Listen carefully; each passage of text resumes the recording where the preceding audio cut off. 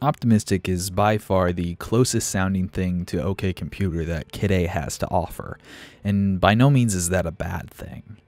While Optimistic is somewhat of a typical Radiohead song in comparison to the rest of KidA, it still has a ton to offer.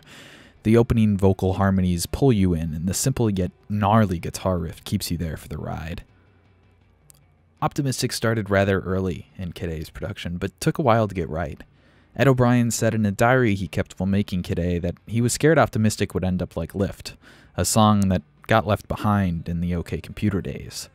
That later ended up being on the 2017 OK Not OK re-release of OK Computer. The lyrics on this song are plentiful compared to some of the other tracks on the album, and actually follow a normal song structure.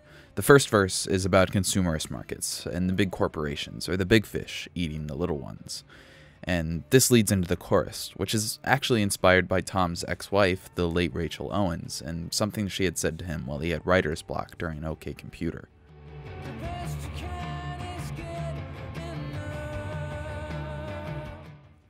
The follow-up verse is different. It's a play on the "this little piggy" nursery rhyme that you probably heard as a kid.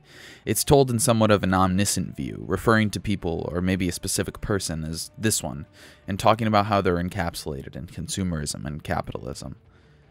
The first one being optimistic. This person believes that they're probably different from the rest, or special in some way. Maybe they think they can change the world. And the next one is going to the market, which, of course, is just a way for them to continue to live in this capitalistic world.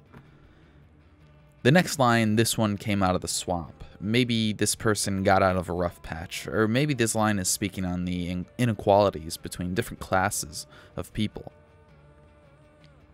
And the last part of this verse is a direct reference to Animal Farm by George Orwell, talking on how people can start trying to make changes with good intentions, but inevitably fall victim to the same social diseases they tried to cure in the first place.